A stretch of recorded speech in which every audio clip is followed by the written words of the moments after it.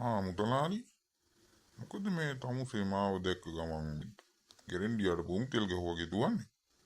පොඩ්ඩක් කොහම ඉන්නවා. හපොයි මේක දැක්කනේ ඉවරයි අද. පුහාමි ඉතින් කොහමද? අනේ නෑ එහෙම එකක් නෙමෙයි මම මේ බෑක් යන ගමන් හදිසි බැරකට නෑ. මක්කේ මං තමුස්ගෙන් අහන්න තමයි හිටියේ. මට මේ ගමේ මිනිස්සු දෙතුන් කියපු කතාව තමයි මේ. තමුසේ මම නැති යන්න පල්ලල්ලේ මගේ ගේසල් රින්ගනවා කියන්නේ ඇත්තද? මට ඇත්ත කියනවා. මං තමුසෙන් අහන්න. අනේ අපුහාමි ඔය බොරු කතාව මිනිස්සු කියන කතාව විශ්වාස කරන්න එපා අපා. ඔන්න ඔබතුමා හැන්දුට ඕනම් කම නැහැ කිව්ව හැකි.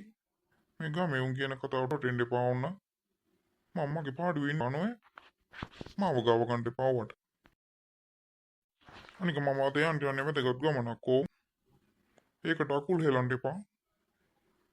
මට බාධා කරන්න එපා. මම යනවා. ඔය ඕනම අකුලක් හිතා ගන්නවා.